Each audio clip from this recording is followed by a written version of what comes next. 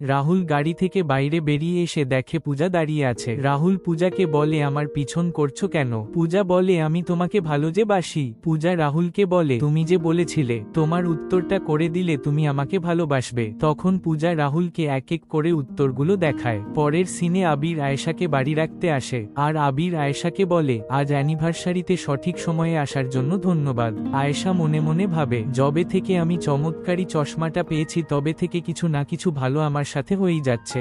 যদি আমি বসকে পটিয়ে বিয়ে করে ফেলি তাহলে আমার সব স্বপ্ন পূরণ হয়ে যাবে। আবির আয়েশাকে সকাল সকাল অফিসে দেখে বলে, কি ব্যাপার, আজ এত জলদি চলে এসেছো?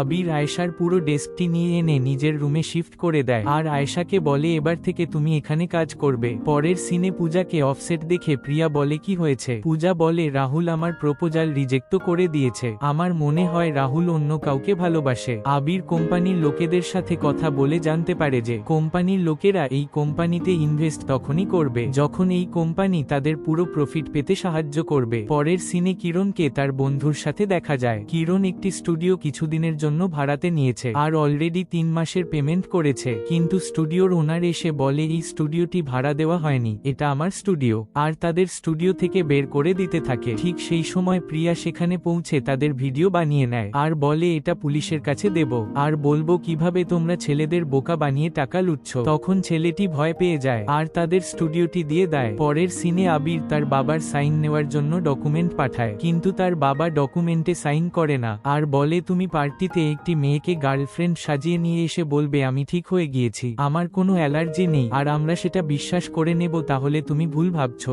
মেয়েটি বাইরে দাঁড়িয়ে পুরো বিষয়টা জানতে পেরে ভিতরে ঢুকে আর আবিরের কাছে এসে আবিরকে কিস করে ফেলে। তখন আবির খুব অবাক হয়ে যায়।